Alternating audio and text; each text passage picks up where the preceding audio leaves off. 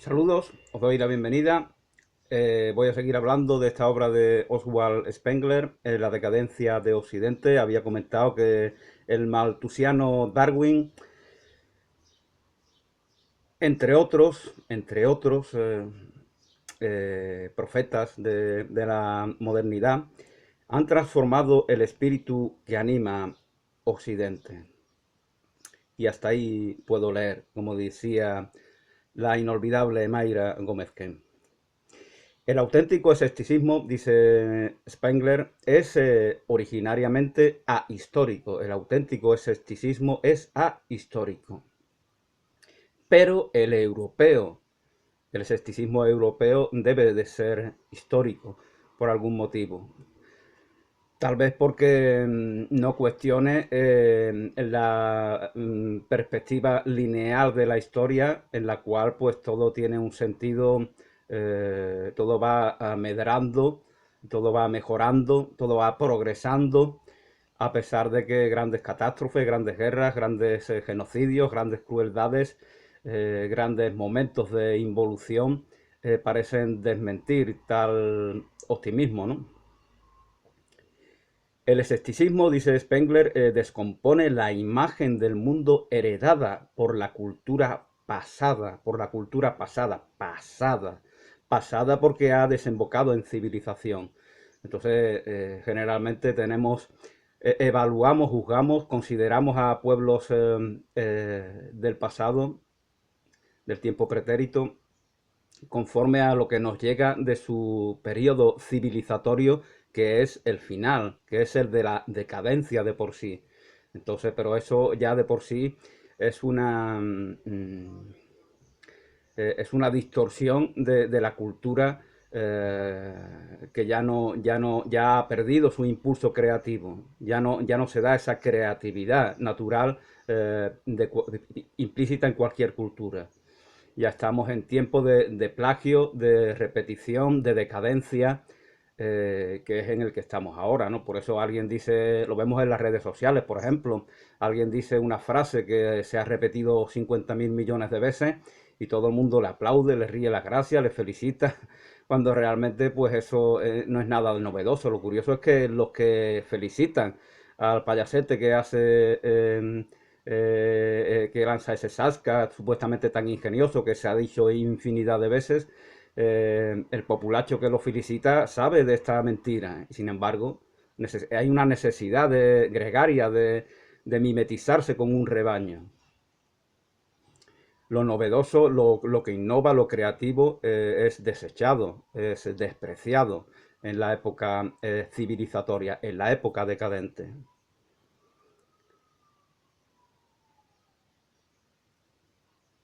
El escepticismo descompone la imagen del mundo heredada. El escepticismo no sería de gran valor para comprender esos pueblos antiguos, verdaderamente, y no tener una fe ciega en lo último que nos llega de ellos.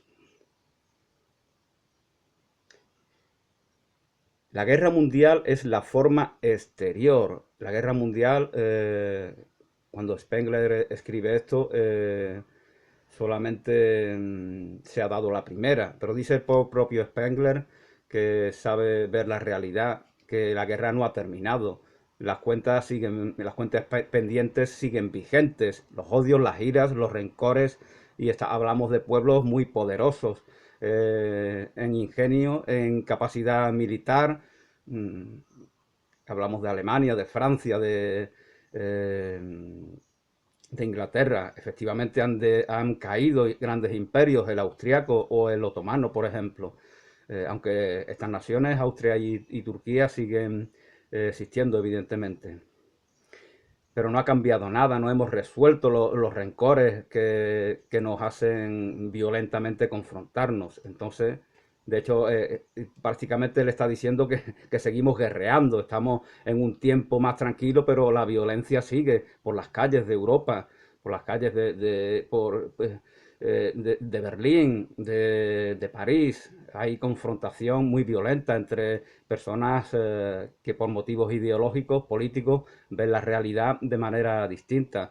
el comunismo tiene un gran ascendente, curiosamente, en esa Alemania que años después, pocos años después, se convertirá en la Alemania nacionalsocialista. Hay millones de personas que tienen fe en la propuesta comunista. Se ha visto perjudicada por el hecho de la Revolución Rusa, porque muchos comunistas occidentales pensaban que la revolución iba a llegar en Francia, en Inglaterra, en Alemania, en las grandes naciones occidentales, porque los marxistas creen en la historia, creen en el pasado heredado. Ya lo decía Sartre, la guerra, la bomba atómica está contra la historia. A Sartre no le importaba las decenas de miles de inocentes brutalmente asesinadas en Nagasaki y Hiroshima, por ejemplo. Pero sí que le importaba, sí que le chocaba que los civilizados, los pueblos civilizados de Occidente lanzaran una bomba atómica. Porque claro, eso le chocaba a él, eso es cómo puede ser si estamos progresando para que la gran revolución liberadora, redentora de la humanidad llegue en un momento que está muy cerquita. Entonces la bomba atómica le choca porque no puede ser que no estemos, no puede ser que ese mundo de amor donde los obreros se abrazan y que está allá, está a la vuelta de la esquina prácticamente, no puede ser que no sea cierto, no puede ser que lo traicionemos con esas bombas asesinas. Eso es lo que le molesta a Sartre. Yo creo, personalmente pienso que vive en una realidad eh, ficticia, que no reconoce los elementos reales del momento histórico que está viviendo. Por eso tiene esas simpatías inconfesas que luego intenta disimular por el mismísimo Stalin, que está perpetrando un genocidio contra su propio pueblo en Rusia.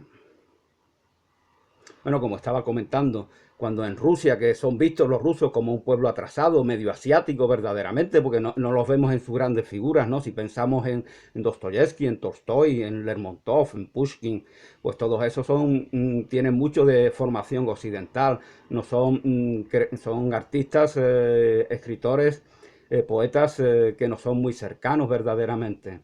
Pero si pensamos en los campesinos, en los mujiks, esos de los que habla Tolstoy en sus primeros cuentos, por ejemplo, vemos incluso los rasgos físicos que tienen, son asiáticos. El pueblo ruso es un pueblo muy asiático, incluso lo decía Dostoyevsky.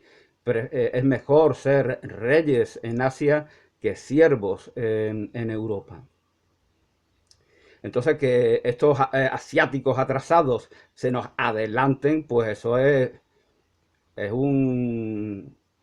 son malas noticias verdaderamente. Ellos pensaban que la gran Alemania, de donde era Marx, de donde eran los grandes ideólogos del marxismo, es donde iba a emanar esa revolución socialista que nos iba a redimir de todas las injusticias de la historia. Bueno, la guerra mundial, como os comentaba, es la forma exterior, es un efecto inevitable de la decadencia. Entonces hay que buscar la causa. Cualquier guerra, cualquier conflicto, cualquier confrontación que tengamos está en el ámbito del efecto.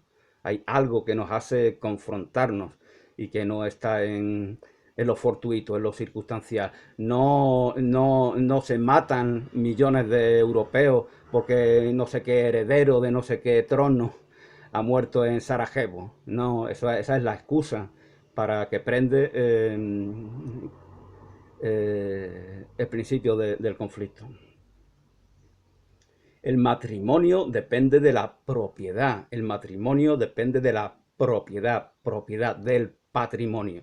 Patrimonio que viene de padre, matrimonio que viene de madre. Ambos están matrimoniados, nunca mejor dicho, y por lo tanto en la decadencia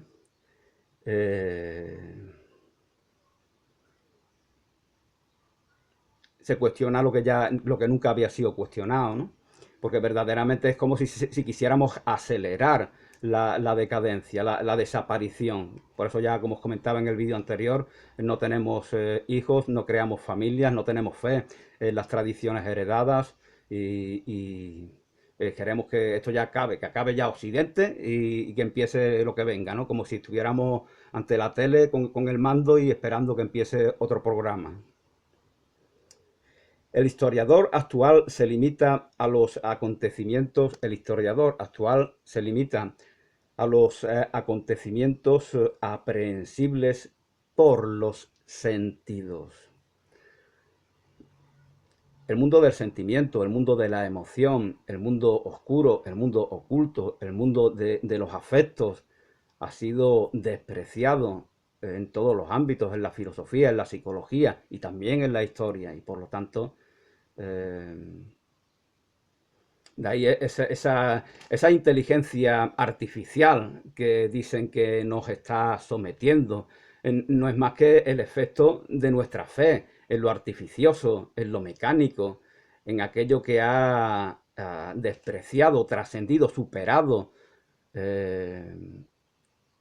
lo que guarda relación con el sentimiento, como si fuera una mentira de débiles. Sentimiento, amor, afecto, compasión, empatía, filantropía, todo eso son pamplinas, idioteces de los débiles. Por lo tanto, eso nos incita a forjar un perfil de hombres sin sentimiento. De ahí ese intelectual con sus gafitas, que parece algo mecánico mentalmente. Ha perdido la esencia de su propia humanidad, la desprecia, y la inteligencia artificial es una proyección de eso, es un efecto, tal como la guerra, como comentaba Spengler, es un efecto inevitable de una causa que debemos comprender. La inteligencia artificial es un efecto inevitable de ese culto a lo mecánico, al raciocinio puramente especulativo. El historiador actual se limita a los acontecimientos aprehensibles por los sentidos. La filosofía de este libro se la debo a Goethe en gran medida y en medida menor a Nietzsche. Reconoce la importancia de Nietzsche, efectivamente, porque Nietzsche nos incita a pensar en torno a muchos temas, a muchos problemas, a muchos asuntos que hemos dado por resueltos. Ese es el aporte importante. Lo que pasa es que no nos lo resuelve. No nos lo resuelve, como alguien dijo. Nietzsche critica la metafísica, pero él al mismo tiempo aporta una nueva metafísica, con lo cual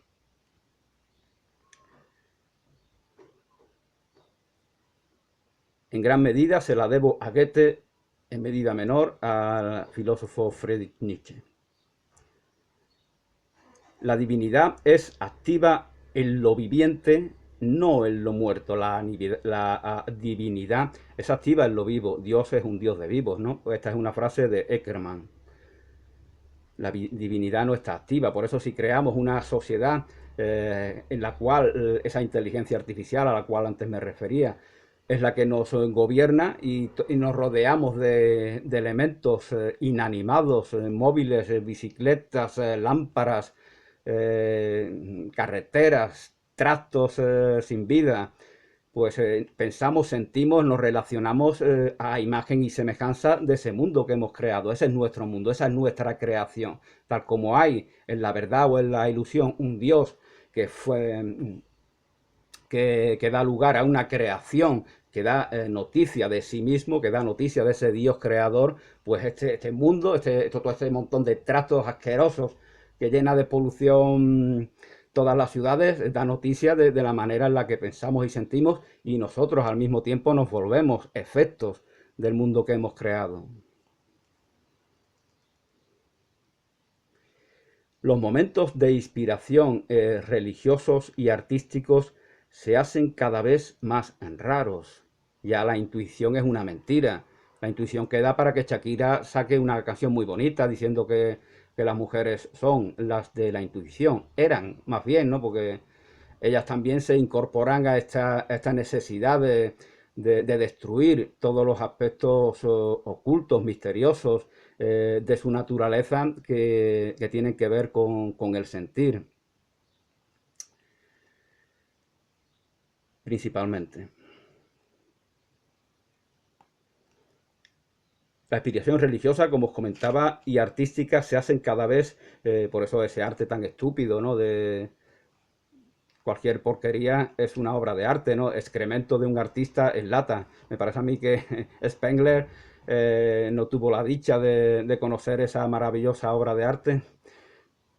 Ya es pura provocación, pura degradación, eh, puro desprecio de sí mismos y de sus ancestros, de su tradición. Todo es un absurdo y se ve valor en ese absurdo. Y se supone, intransigencia en cualquiera que critique ese arte hueco, vacío, reaccionario.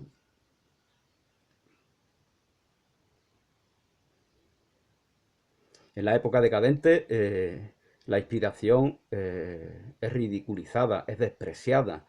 No hay fe, tal como no hay fe en un Dios que nos anima, no hay fe en las musas, no hay fe en los espíritus de la naturaleza, puesto que nos hemos aislado de ellas y por lo tanto esos espíritus solo quedan para los cuentos que le contamos a los niños para que se entretengan. Entonces ya no hay fe en la inspiración tampoco.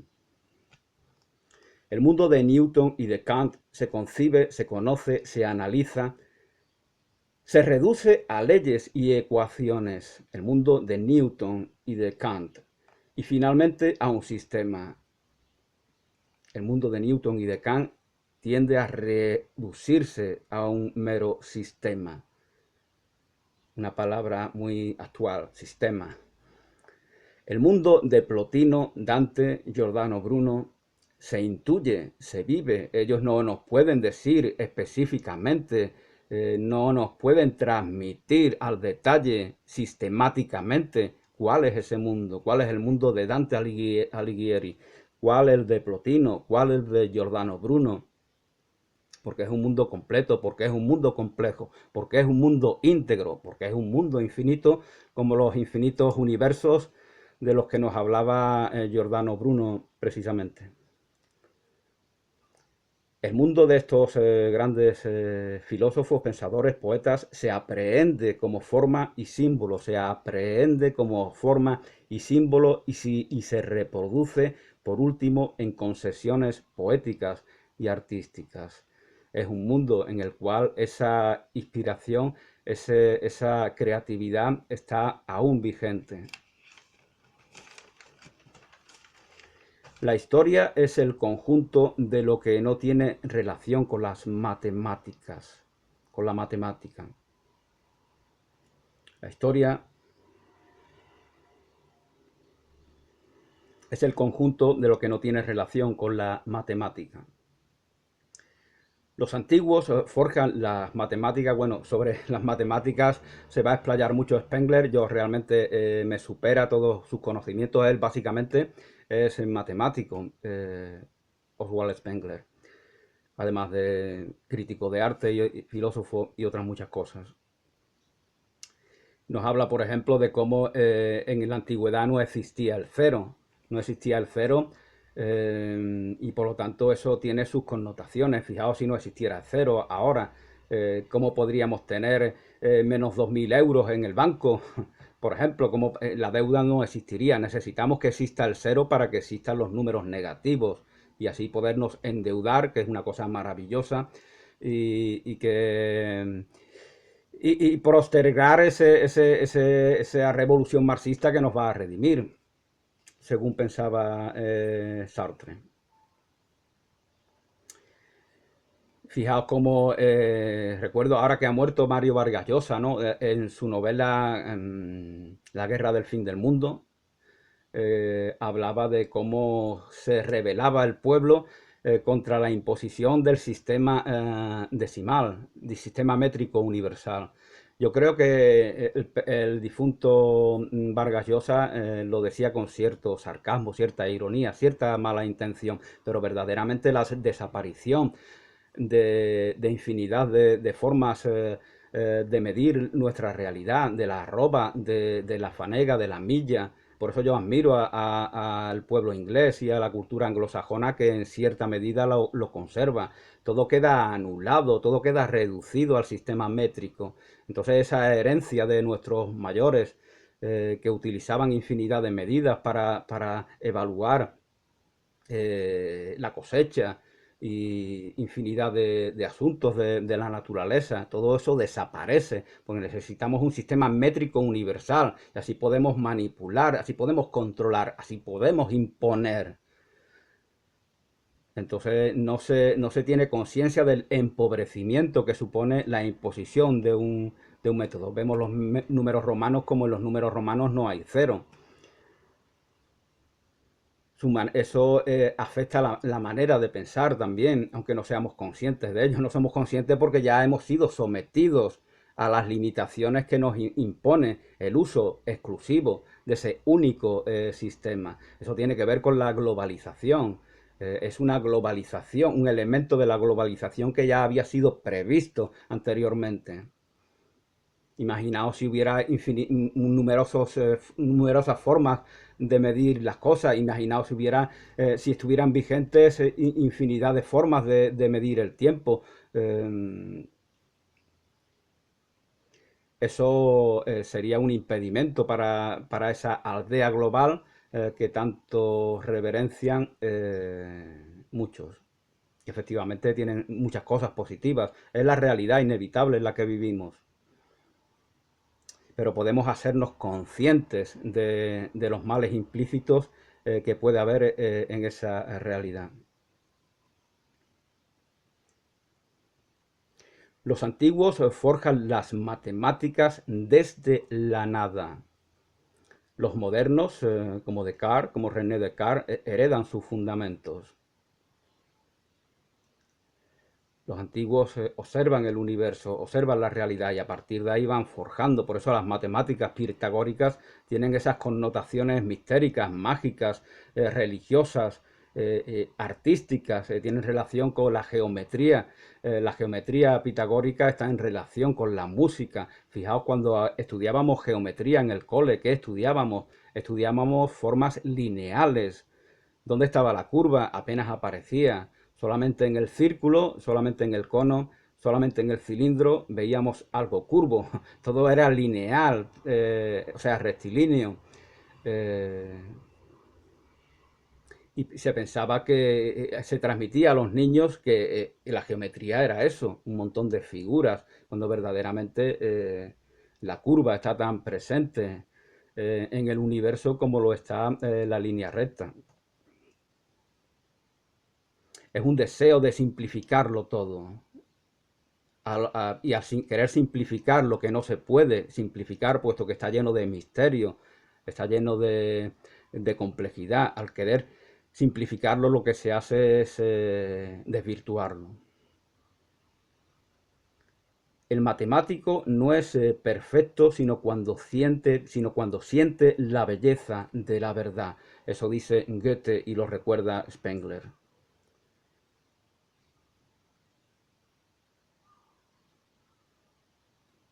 La belleza de la verdad. Verdad es belleza.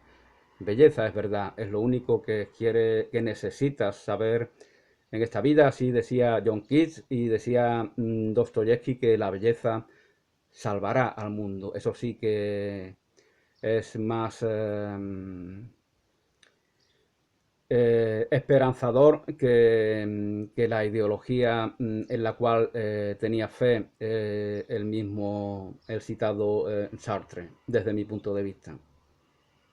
Si la matemática no se ajusta ni se refiere al sentimiento de la vida, ¿dónde está su perfección? Si la matemática no se ajusta, si la matemática no se ajusta ni se refiere al sentimiento de la vida, ¿dónde está su perfección?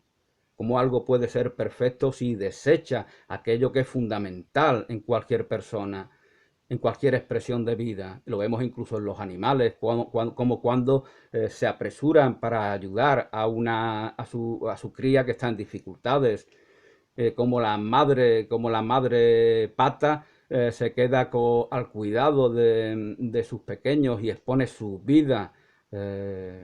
Cuando si no está sin ellos, cuando no está, en el momento en que no está con su prole, sale huyendo despavorida sin problemas y cuando está al cuidado de sus recién nacidos, se queda ahí a protegerlos, porque hay un sentimiento que les une a esas criaturas.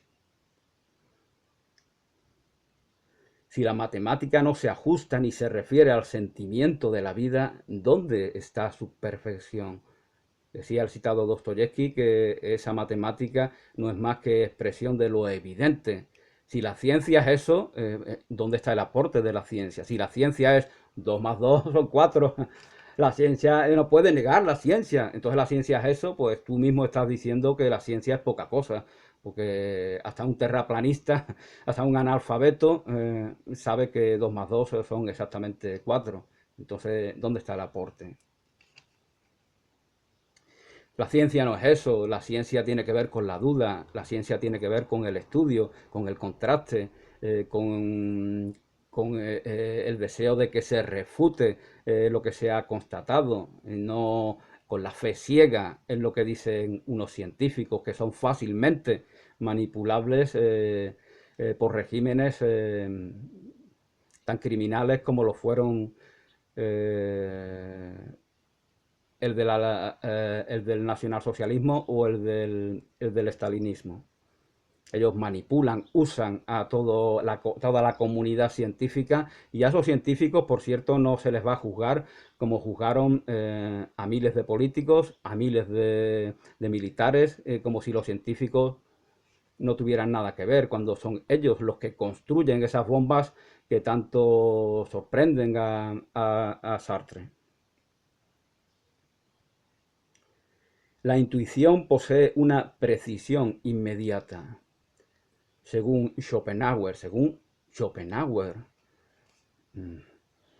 que no es precisamente ningún filósofo presocrático. La intuición posee una precisión inmediata. Se llama arte decadente, este es un concepto que luego van a usar los nazis, ¿no? Para llamar arte decadente a todo lo que a ellos les parezca, ¿no? Lo mismo Picasso que Mendelssohn. Y creo que Mendelssohn lo que les molestaba a ellos es que era judío, no les molestaba otra cosa. Se llama arte decadente en ocasión al incipiente arte arábigo.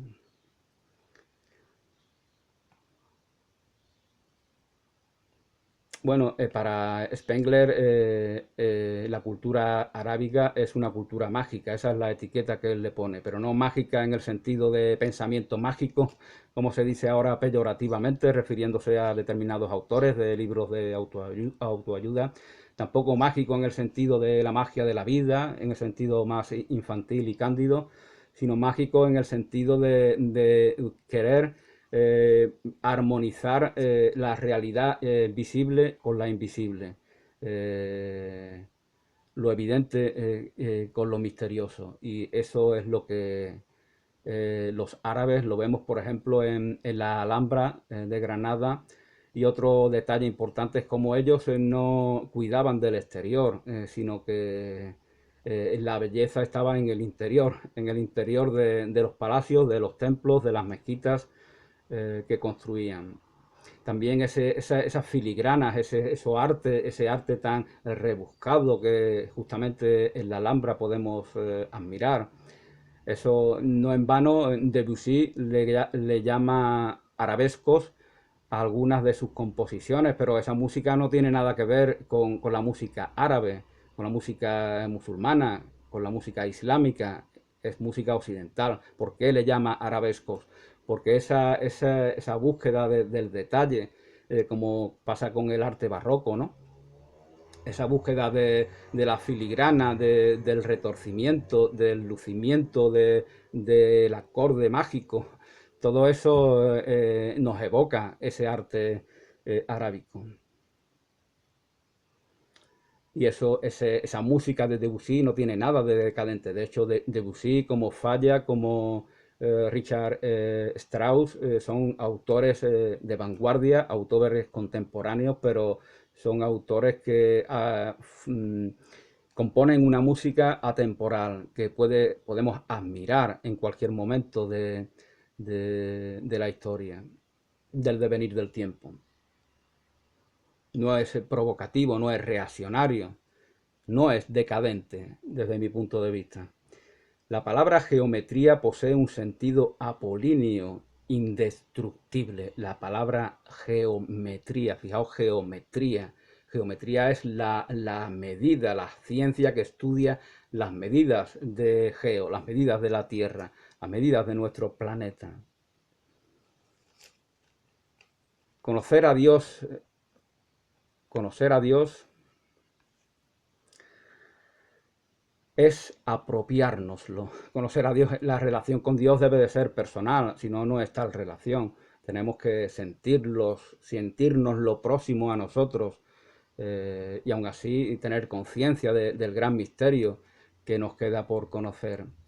Entonces, esto me recuerda a lo que decía María Zambrano, que establecía la diferencia entre los dioses, entre lo divino y lo sagrado. Lo divino es ese mundo misterioso que hemos hecho nuestro, que hemos limitado, que hemos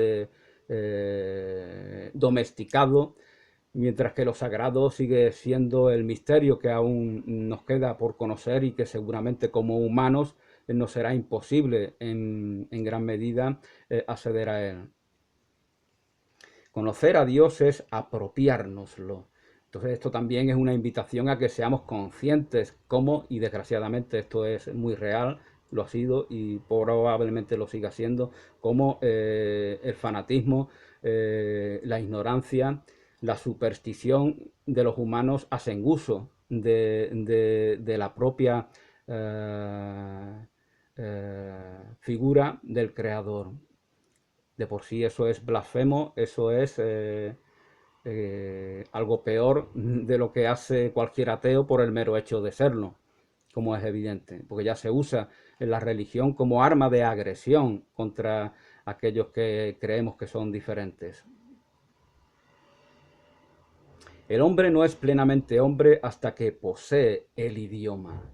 El idioma, la lengua, la comunicación nos hace personas, o al menos hombres. Persona también para María Zambrano, ser persona es, sin personas no hay democracia, como ella decía. Es la implicación en nuestra realidad, en nuestra sociedad, en nuestro municipio, la implicación total de cualquier humano en aquello que está en relación consigo mismo. El hombre no es plenamente hombre hasta que posee el idioma. Con ello transforma el mundo en sí, con ello transforma el mundo en sí en el mundo para nosotros. Cuando no tenemos el idioma simplemente deambulamos por esa madre tierra que nos ha forjado sin plantearnos transformar nada. Cuando aparece el idioma, pues empezamos ya a querer emular aquello que ha dado origen a esa maravillosa naturaleza, y queremos también forjarnos un hogar dentro o fuera de esa madre naturaleza. Fuera es imposible, pero podemos creernos de que es posible. Eso es como la mentalidad, eso es como el amor, que todo el mundo ama.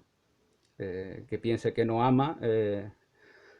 Cuando no se ama, lo que hacemos es amar. El amor se expresa en las dependencias, en las codicias, en las reacciones. Amamos los elementos que están en relación con ese camino compensatorio al del amante.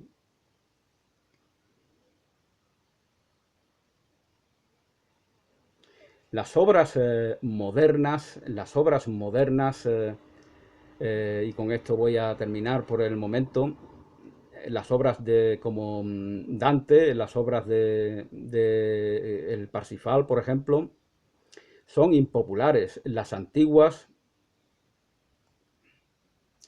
los himnos homéricos, por ejemplo, son populares.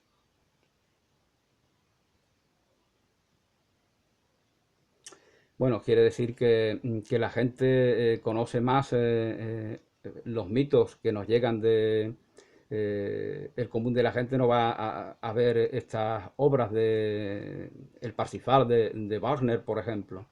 Sin embargo, conoce conoce a Helena, que ha sido raptada, y a Guerra de Troya, y el Ulises. Tienen más vigencia este tipo de cosas que las obras actuales. El orgullo de los nuevos historiadores consiste en ser objetivos, con lo cual demuestran que no reconocen sus propios prejuicios, no reconocen sus prejuicios. Para ellos quieren, si quiere ser objetivo, lo que están evidenciando es que están incapacitados para trascender su visión subjetiva y sin rubor alguno lo reconocen. El orgullo de los nuevos historiadores consiste en ser objetivos, con lo cual demuestran que no reconocen sus propios prejuicios. El siglo XIX nos parece más importante que el XIX antes de Jesucristo. Nos parece más importante porque tenemos fe en esa progresión lineal de la historia, y por lo tanto el siglo XIX antes de Jesucristo pues nos parece de relleno. Mientras que el siglo XIX pues, es el siglo de Newton, no, de Marx, de Darwin, de Nietzsche, de todo el desarrollo industrial, de la aparición de la electricidad en miles de ciudades, entonces de la aparición del coche, del cine, de la fotografía, nos resulta fundamental. Pero nos lo resulta aquí, ahora. Ya veremos dentro de 20, de 200, de 2000 siglos. El siglo XIX nos parece más importante que el XIX antes de Jesucristo, pero también la Luna nos parece más grande que Júpiter. También la Luna nos parece más grande que Júpiter y que otros planetas que están mucho más lejos que la Luna. Bueno, pues gracias y hasta una nueva oportunidad.